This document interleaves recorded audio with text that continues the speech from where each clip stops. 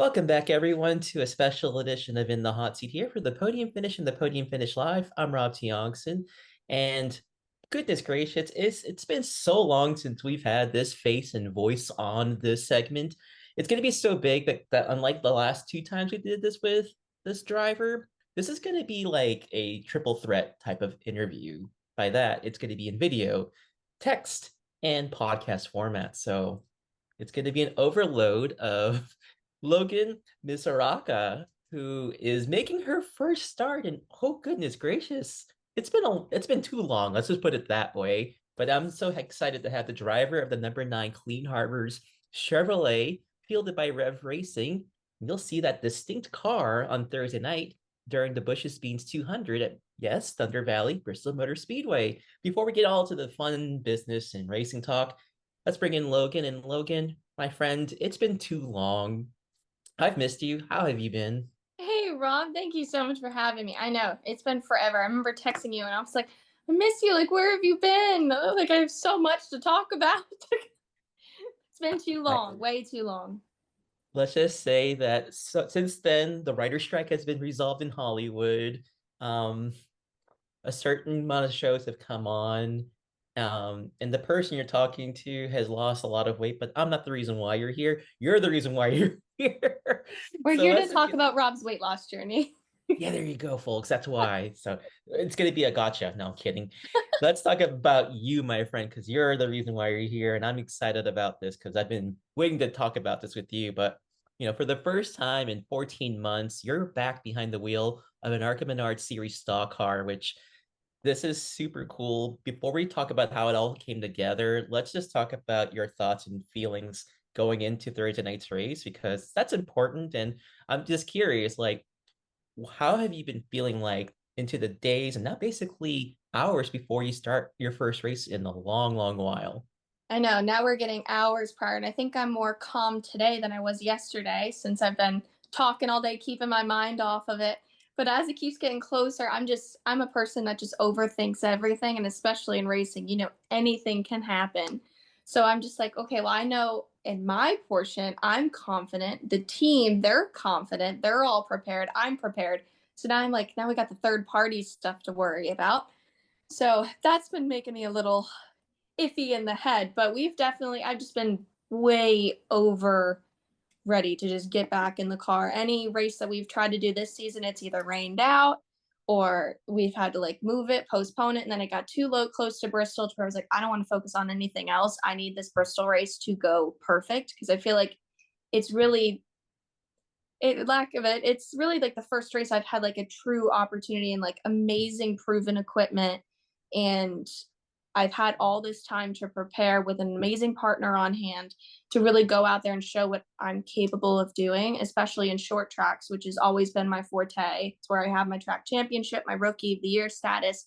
So I'm kind of going back to like the roots of it, but still on the big stage. So I feel like it could kind of be the perfect combo of everything of how it goes tomorrow.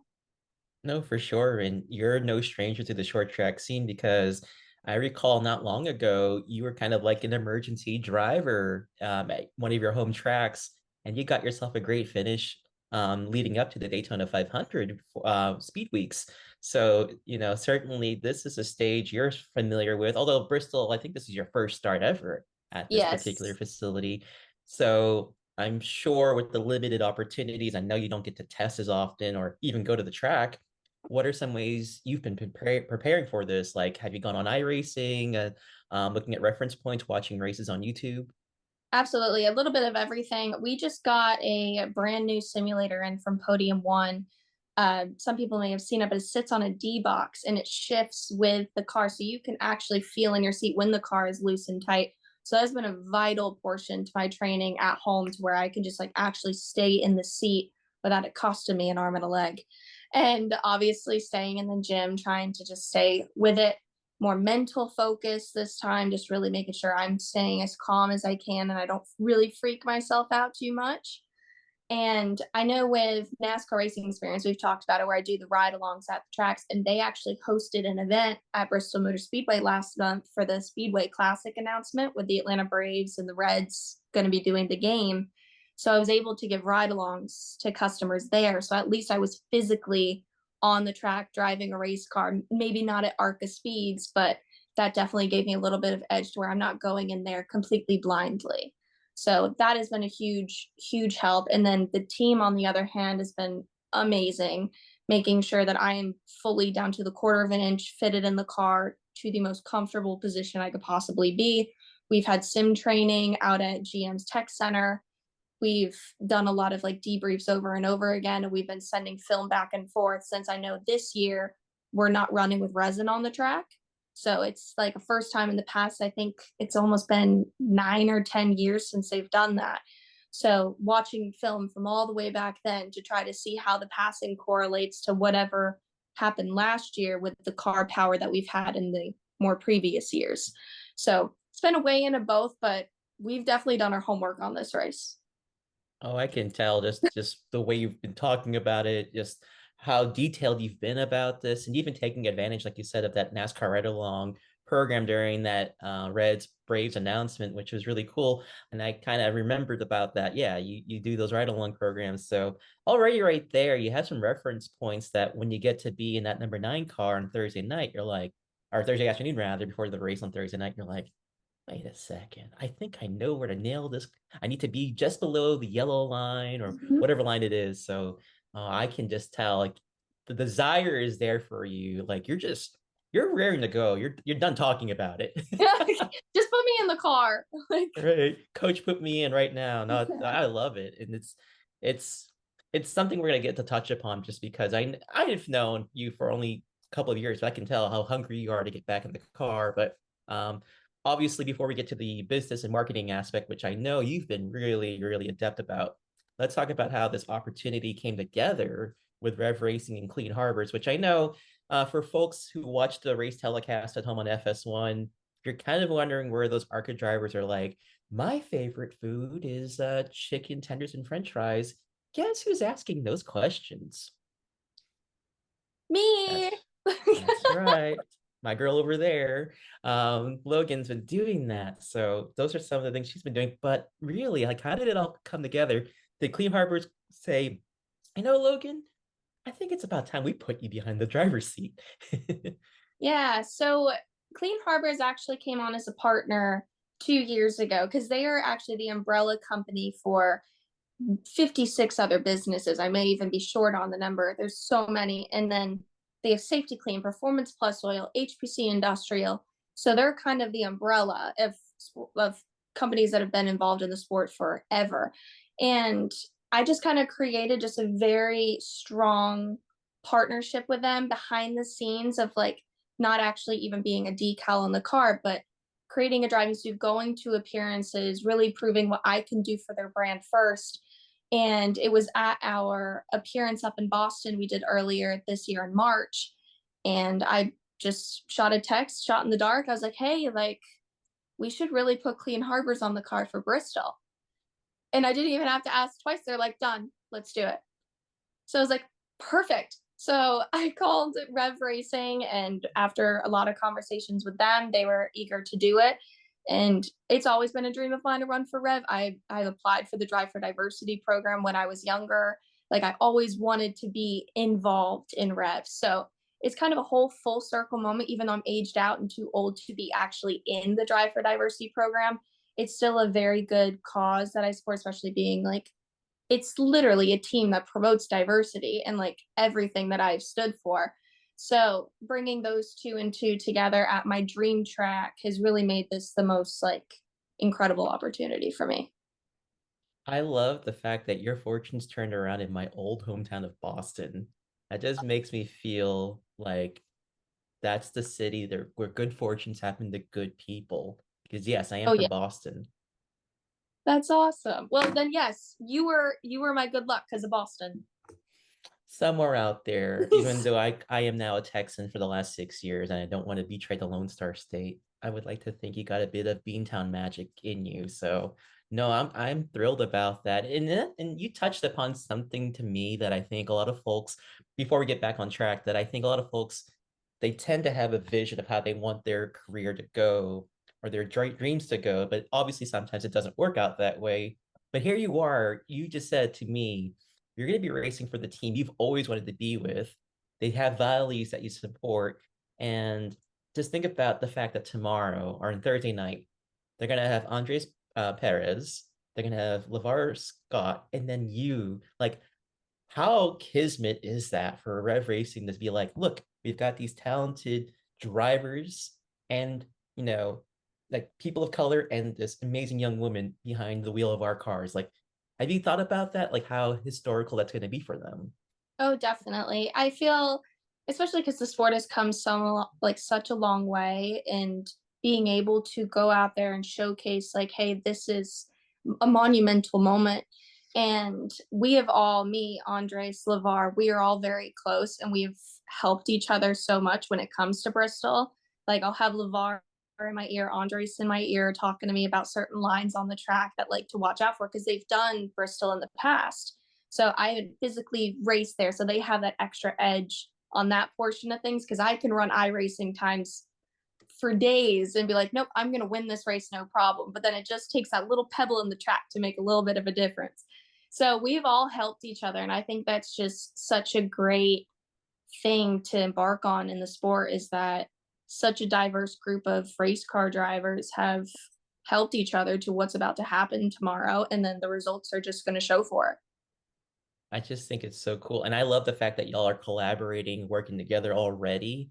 I mean, that just goes to embody what Rev Racing's all about. They're not just like, here, we're just doing this because we're trying to, be a just cause. Like they really mean it when it comes to teamwork and just success for the long haul. Because obviously we've seen like today, I think Nick Sanchez, who has been racing for Rev Racing, going to be Big Machine Racing, which is a big thing. That's a big victory for that program and the team. So you just never know. This could be your Right. chance to showcase, hey, this is why I'm going to be in this ride, hopefully beyond this one weekend. Like, put me in for 2025. Let me show you, like what Cole Trickle said, you build me a race car and I can probably win you Daytona.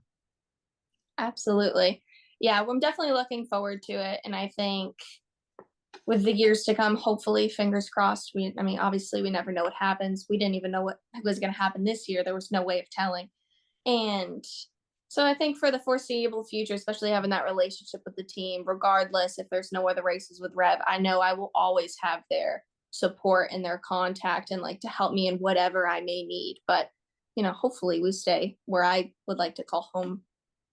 I hope so too, Yeah. because the world of racing, in my opinion, is a lot better having you in it rather than you not being in the driver's seat. So it just feels like all is right again in the world of racing, having you back where you should be. I'm serious. Like you're certainly someone I feel like a lot of fans are going to relate to, which we'll get to towards the end of this interview, which I know you probably saw it in advance. I I did. hope I took a little peek. and I hope you have your Kleenex box ready because I'm sure that the emotions are going to show in a little bit, which is fine. We should have some emotions on here. But actually, this might actually get you thinking or feeling a little bit strongly on stuff. But what do you feel like you've learned about yourself in the past year? Because obviously, you got to do those three races. You got to race at your home track. You did Talladega. You did Pocono. I know it didn't go exactly the way you imagined it, but hey, you were out there anyways. But like, what did you learn about yourself behind the wheel, from the business aspect, in terms of pursuing your dreams, and what you would do differently this time? I definitely think since my last race, which was Pocono, that was the most taxing result that I think any driver should have to like handle.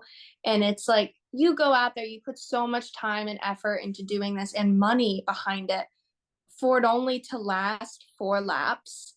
And then you're taking such a toll on your, not even like just your personal like mentalness. So where you're just like, can I even do this? Am I even capable of doing this anymore?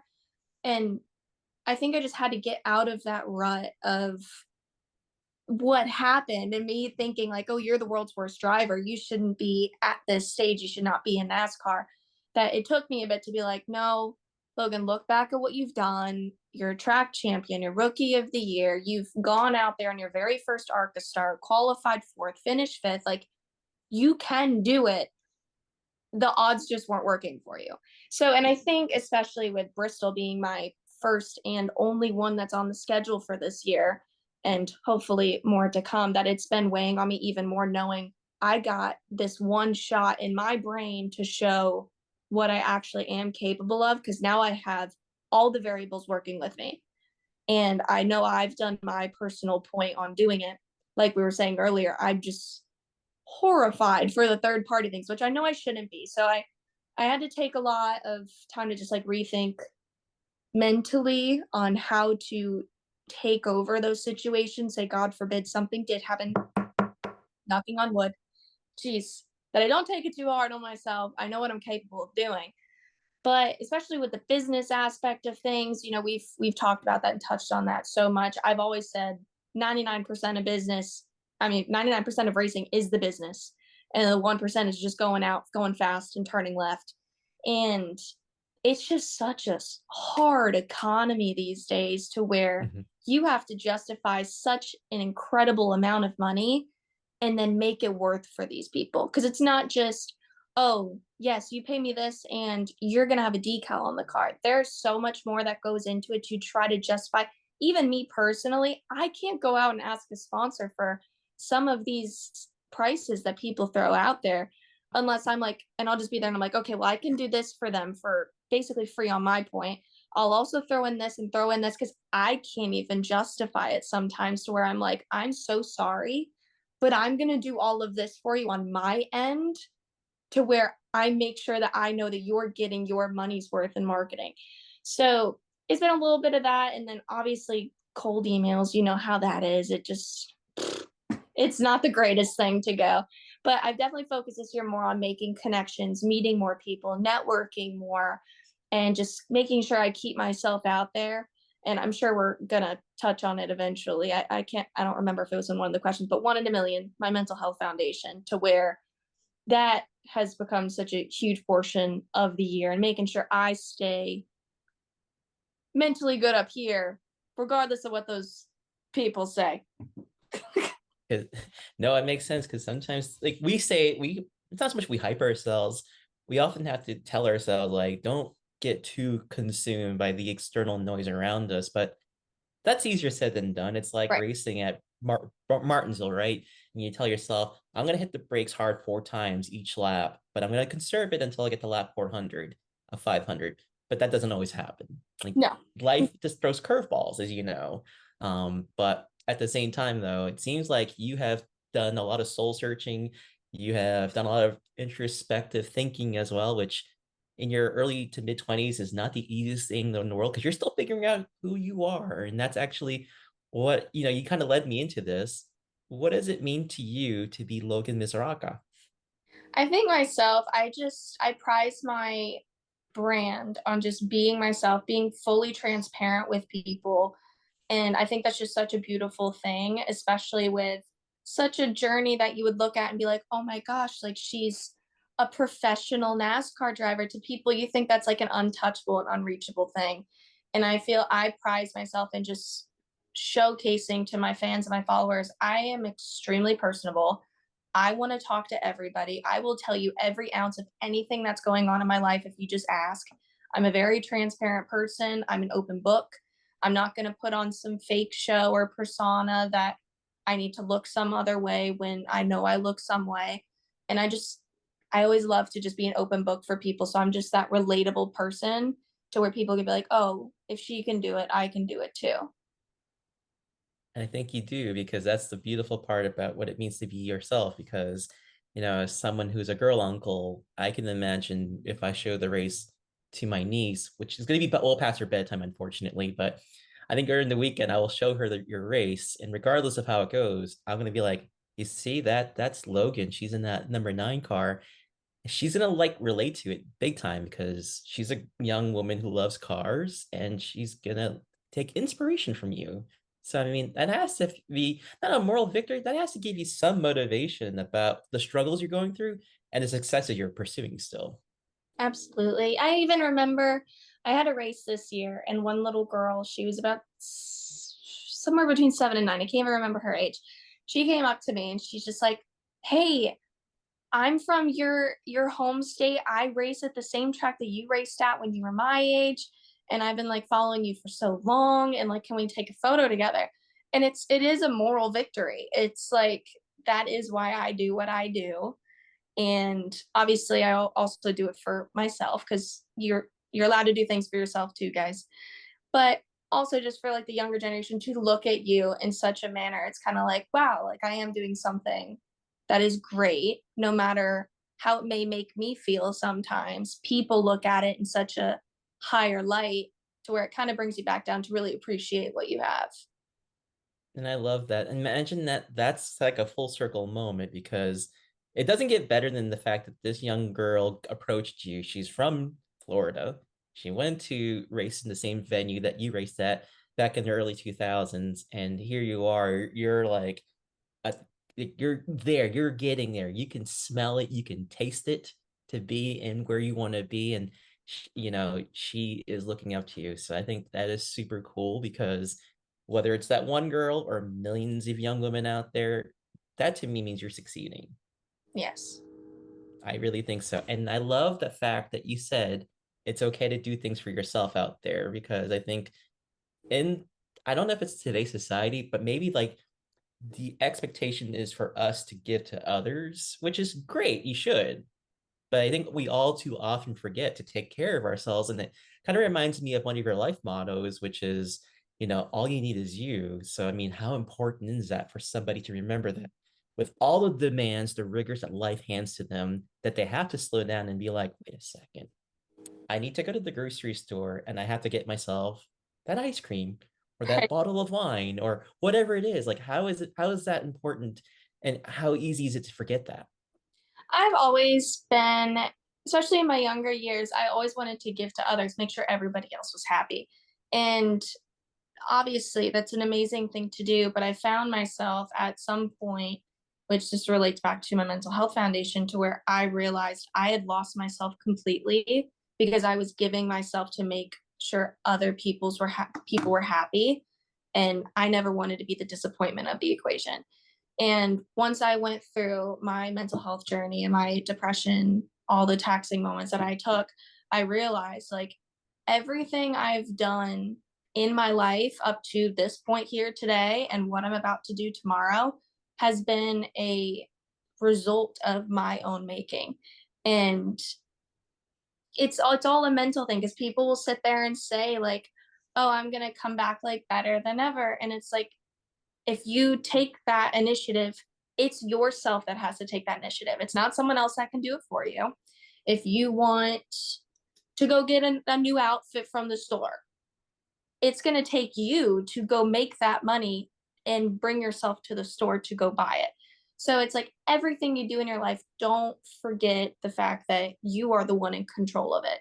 If you are upset or if you are depressed or if you are feeling anxious and you are feeling overwhelmed, that is your mind doing that to you because your mind is such a strong thing in your body that I know, especially going into tomorrow's race, I'm stressed, I'm nervous, I'm anxious, and I know that's all my doing. That's my fault. That's not anyone else's fault. But the only one that's capable of making me not feel that way, it's not anyone else's hype talks or motivational speeches. It's myself that has to pull myself out of it. So I've always just relied on myself for things. And that was kind of just a way to never lose myself again. Was that like, you can't lose it, Logan, because you're going to need yourself to pull yourself right back out of it. So that's always been like my little motivational point of like, don't get rid of yourself. You need yourself kind of deal. You know what I'm saying? Oh, I get you. I mean, that I'm just sitting there and I'm just like not only mesmerized by that whole realization, it's just like, oh my goodness, like someone out there who's going to watch this clip or listen to it or read it, that's going to relate to them in such a huge way. So I love that because it's so true. Like, oh my God, it's like manifesting stuff for yourself. Like, Mhm. that's not selfish, people. That's good. You should be doing that. Right. It's okay to be I, selfish sometimes, but don't be too overly selfish because then that is selfish. But you can exactly. think about yourself. It's different. Yes, exactly. And hopefully our audience knows about that because if they don't, then I don't know what to tell them. I mean, and I don't think you know what to tell them at that point. Hopefully Yeah. they can judge that for themselves pretty well. But no, oh my goodness, I'm gonna be sitting here after this and being like incredibly profound, and my folks are gonna be looking at me like, Rob, why are you looking so bemused? And I'm gonna be like, I just had the most incredible conversation. You're gonna have to. It's gonna shatter your brain. I love it. No, I'm serious. That's so cool. I love that. I needed to hear that. That was great. And I'm not even the one who's racing at Bristol, so I love that you're in this place. So that mental frame of mind already, um, just so cool. I love it. Now, kind of relating to that earlier talking point, we've obviously seen how women in sports, that movement along the way has grown by leaps and bounds. I mean, obviously with the women's soccer team, we've seen women's basketball get to the forefront. And oh yeah, a little series of race cars known as stock cars. They've been doing a pretty darn good job with women in motorsports and fighting for equality or equal pay, whatever it may be. We're starting to see the leaps and bounds that honestly, as a man, I'm like, I don't even know why it's a struggle. It should just happen anyways, but that's what it is. But I mean, as a young woman who's working super hard to make it in racing, now how important is this movement to you, not only speaking for others, but for yourself to try to make it in this industry? It's been extremely liberating to see how many females are in the sport and we are treated from other drivers so equally. Like we have such a driver to driver respect. You'll have a few out of the bunch that are just a little bit behind on it and they don't realize that, like, hey, this is okay now. And but no, I don't go to the track and just feel like the oddball out ever. I feel very at home. I almost feel like they need to treat me more as the guy because I feel like they almost treat me a little lightly because they think she's a girl, like be careful, like we got emotions involved. I'm like, no, no, no, no, like I'm a race car driver. You could treat me like one of like you treat the guys. It's the same thing. I even because I wrote I do like little gift things to my team. So write them a little card. And on every single one, I was like, don't be afraid to yell at me if I'm driving like an idiot. Like I was like, don't be afraid. And yes, the sport has come such a long way, and it's so important that it keeps growing. But I think NASCAR is so well above a lot of other sports out there, and anyone can be involved. And I think it's important for the younger generation to see that so they don't think there's going to be issues. Now, I can't stand for the amateur levels below NASCAR. If any young race car drivers are watching this right now, you're going to go through it. I promise you. In that level, there are going to be people that just don't get it, don't treat you to the same respect, but just keep at it, keep going through it. Because once you get to NASCAR, it's so refreshing. I haven't had any issue, and you and I have touched on this in past interviews of like the things I've had to encounter and the amateur side of things when I was growing up in late models and growing up at the racetrack to where people would just wreck you into the wall for no reason just because you're a girl. And the way it's come from back then to now, and I hope it's changed at the same level that I was at, but just know NASCAR has got it all together. We can all race as one. We don't discriminate. Once the helmet's on, we're all the same person. That's encouraging to hear just because of the fact, like you said, and I know we did talk about that in past interviews, how you didn't exactly have the easiest beginnings. I mean, you're a young girl who's very talented. You've done your homework, and yet there's these grown men who are just like so threatened by the fact that someone of equal or better talent was just like they just felt like that's the only way to compete against you. Which to this day, like I said, I'm a guy and I don't understand that because I'm like, you're a competitor. I wouldn't want to wreck you. I'd want to beat you fair and square, but I'm me. I can't speak for those other guys, but it perplexes me that that would happen because I can't fathom that. But that's why you're there and they're probably not there right now. So Yeah, like, look at sorry. you. That's why you're on your couch and I'm driving NASCAR. I'm kidding. Exactly. And they're not being interviewed by me, which is the greatest thing that could happen to any driver. Exactly. No, I'm kidding. Perfect. I'm kidding. No, I hope I'm pretty good, but no, I'm kidding. I'm I've made kidding. it in the hot seat, guys. I've made it. Yes, there you go. That's an endorsement right there that I'll take to the bank right now. No, but I mean, seriously, that's so powerful to hear because, like you said, if you think about NASCAR's progress, at least in the last 10 to 15 years, I mean, you walk in that garage area, it's definitely a lot more accepting of others. Whereas when I first got into this as a journalist and did my first in-person race 10 years ago, I was like, not to sound like that person, I'm like, are there people like me at this track? I don't mean like my behavior, but I mean, you know, being Asian and Filipino. And lo and behold, like a few years later, Kyle Larson's interior mechanic and tire specialist, Cesar Villanueva. I'm like, oh, there's one right there. Here you go. Like, how cool is that? Like, I can identify with that. I can jive with that.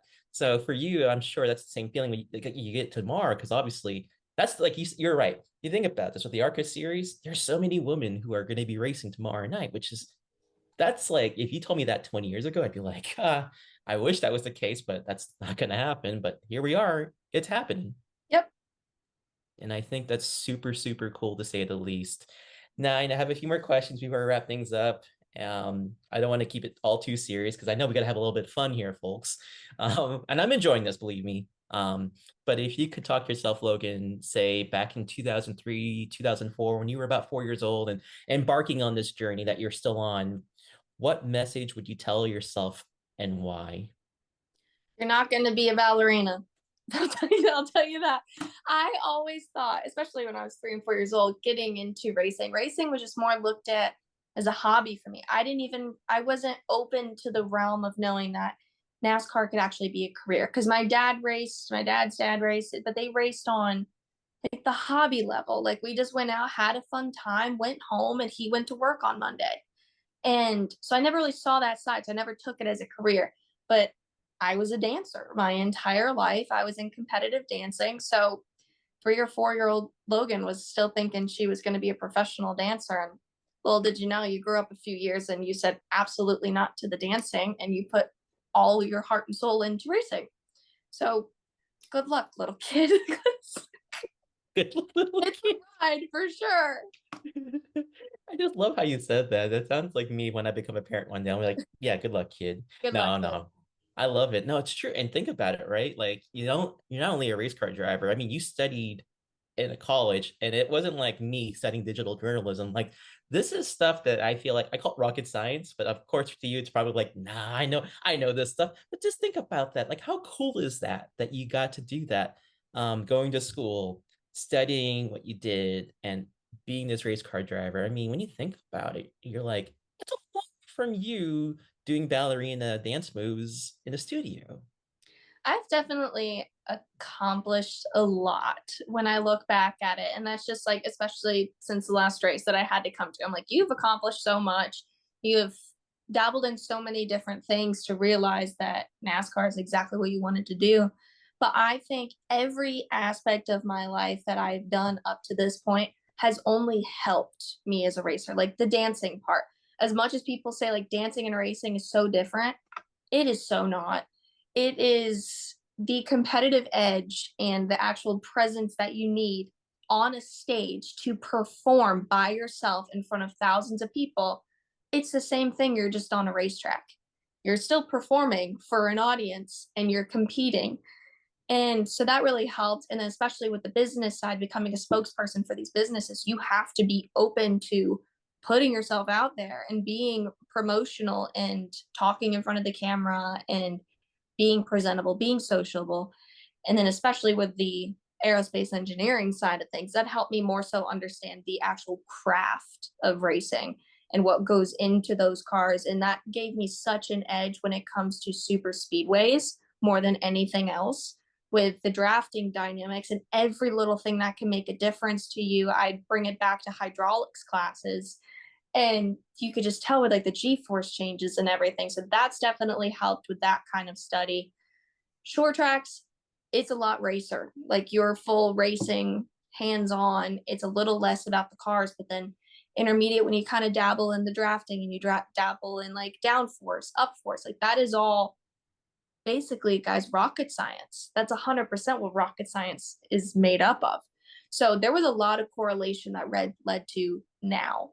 And then the business I had to learn on the backside because I didn't realize back then it was 99% business and I was going to be doing this more often than actually looking at the car and driving the car. Now I'm like, I need to go back to school for business.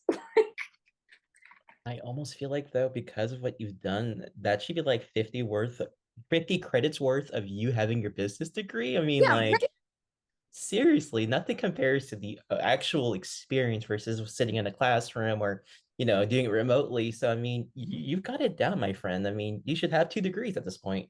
I should, yeah, right. I should have like five: marketing, business, communications. I Hmm. had to learn it all in the field, but I definitely think I've learned so much being in NASCAR and just being around those people and networking and finding these connections that they have taught me so much stuff about the sport that I could have never learned in a classroom or even talking to like one or two people that are huge master degree holders in that field. Like they could not tell me the info and knowledge that I've formed throughout the years, and I'm still learning. And that's the thing about life, Logan, is that even with everything you've accomplished, whether you're 25, you're 39, or 57, you're never going to stop learning. That's what I love about life is that after high school, it's like there is no more age limit as to when you should accomplish that learning objective. You set what you want to learn at what pace you want to learn. So little advice from you that I'm going to share right there after you told me earlier. So think about that. But that's so cool about how like your studies have applied to racing, and that's so true. And I hope people out there don't get discouraged about STEM. That's STEM that you just described people in a way that even I understood it. So there you go. Mm-hmm. Now, for my last question, I said this the first time we've interviewed each other. I did the interview with you. I seriously hope this is not the last time I interview you because I want to do this many, many more times. But let's imagine that I'm a young fan like this one here next to Oh, me on my is that your sister's birthday. niece? That's my little niece. Yeah, Oh, that's what I'm talking about. Just imagine she's watching your race, right? And she's tuned in with me, which she's probably going to do. Give that young lady or any fan out there three reasons why they should cheer for Logan Misuraca and why they should cheer for you not only for tomorrow night's race, but also for the long haul. I think more so because I try to be so relatable, and I am relatable. I was that little girl that just grew up in the average household with the average wealth and the average lifestyle that has exceeded so many people's expectations and thoughts of what I could accomplish and become what I am now, to where you could be anybody and you can get to where you are if you're 4, if you're 20, if you're 60, like you can exceed anything from any sort of starting point, because my starting point wasn't a lot of these people's starting points. A lot of these people had a little extra edge. I I just love people. I love to talk to people. You guys can always come talk to me. And I can promise you that as a new NASCAR fan, if you are a new NASCAR fan, your girl has done her homework. And I won't let you down, and you won't think I'm just one of those other pretty faces. And I'm not just in this for the t-shirt like a lot of people like to say. I promise you I do my homework on the outside. And you could see that all everywhere. I try. I'm Yeah. trying. Yeah, no, I don't doubt it. If you were not doing your homework, I wouldn't even reach out to you to do this interview. I'd be like, great. Next, Okay, who's bye. okay, bye. Exactly. Or Goodbye. swipe left, as you kids would say, because I don't know what that means. That's how old I'm getting. I'm like, whatever that I'm trying to sound hip. No, but seriously, like, yeah, those three reasons are very compelling. Let me add another one as to why I think you should be someone that folks can look up to. It's the fact that at the end of the day, you're your authentic self. And I've talked to you after a good day or a bad day. You're still Logan. And I love that about you. And that's why I'm so happy that when this opportunity came about and you announced it, I was like, I've got to find a way to get you back on the hot seat because it's been too long. We got to bring you back even when you don't have a race to do because you're just so fun to talk to. You're so down to earth. And I feel like in a time and place in sports where we don't have a lot of these great personalities, these great individuals, I want to keep getting these stories out there. So seriously, I'm so happy we got to do this again. Now, before we wrap it up, is there anything like you want to say to your fans or family or your anyone out there, any shout outs you want to give? I sound like Drew Carey with the wheel. I apologize. But like, do you have any shout outs you want to give? I would love to shout out, especially Rev Racing. Thank you so much for this opportunity. This is incredible, and I hope to make you guys proud tomorrow. I can't explain enough the year that I have had, and this hopefully tomorrow will be like a very refreshing and liberating moment. I want to thank all my friends back home for being extremely supportive through the times. I want to thank my fiance for putting up with my crazy self for like for this crazy time of not being able to race. I'm like, I don't know how you haven't left me yet because I'm like over the edge and like aggression right now because I need to be behind a race car. And absolutely, last but not least, I need to thank Clean Harbors for giving me this opportunity to actually go out there and do what I need to do for tomorrow. And then we also have Strictly Effect, Sugarland's Moonshine that will be on the car. Thank you, Organic Bronzing Bar, for my spray tan for the weekend. Can't forget them. And then, of course, a huge thank you to Rob for having me on and always being a good friend. Okay, don't make me cry. I'm the one who needs to find the Kleenexes. Jesus, we got through all of this, and now I know when we have to wrap Hope it you up. I'm packed gonna your Kleenex. I'm probably gonna have to find it. Jeez, thanks a lot on that. No, that means a lot. And what do I have to say to that? How can I top that? Like, jeez. That's so nice of you to say, Logan. And I love that you deserve all the support system you have corporately, personally, because as I said from the very beginning, like I look for stories that are really going to move people. And you certainly do, because there's just something about you that I feel like people are going to just gravitate towards no matter what happens tomorrow. And I'll put this on the record, no matter how you do tomorrow, I'm going to be so proud of you because you're doing what you want to do. And so many people would have given up if they were in your shoes, and I would have understood why, but you didn't. And I love that about you. So don't give up. Keep pushing, keep doing what you're doing. And I know no matter what happens, you're going to do a great job. So I'm really proud of you. And I can't wait to bring you back on many, many more times. I hope. Let's not lose touch because seriously, um, racing's a lot more fun with people like you around. I mean it. Well, thank you. I appreciate that. Absolutely. Well, that was Logan Misuraca, driver of the number 9 Clean Harbor Chevrolet, fielded by Rev Racing, and I do believe for the Thursday night race, as she's dancing in front of me, she actually has an onboard camera. So maybe she'll do that tomorrow when either Jamie or whoever the driver that's in the booth with Jamie and obviously Phil Parsons, she'll probably say, "Oh, by the way, I have a camera, so if you see me dancing, that's the reason why." Um, so we'll leave it at that, and hopefully she'll give a plug to us. And if she doesn't, friendship is over. No, I'm kidding. It's over. We're done for. We're done skis. No, we're not. We're fine. But Logan, thank you so much. I can't wait to see tomorrow night's race. Obviously, looking forward to sharing this with everybody out there. And like I said, whatever you need, whatever story you have, even if it's just a catch up, I'm right here. So I'm looking forward to it. Perfect. Well, I will be around. You know me. Absolutely. Looking forward to it. I would be remiss if I don't say good luck. So good luck, Logan. And yes, folks, check this out on my YouTube channel. Be sure to hit like and subscribe. Yes, I learned how to say that jargon because I'm getting old. Do that, please. And also find little snippets of this on my Instagram, which I'm trying to get better at. And also check out this interview on the Podium Finish Live and the podiumfinish.net. I'm Rob Tiongson saying peace out, Cub Scouts. Good luck, Logan. And much love out there for you folks. Thank you. Appreciate it.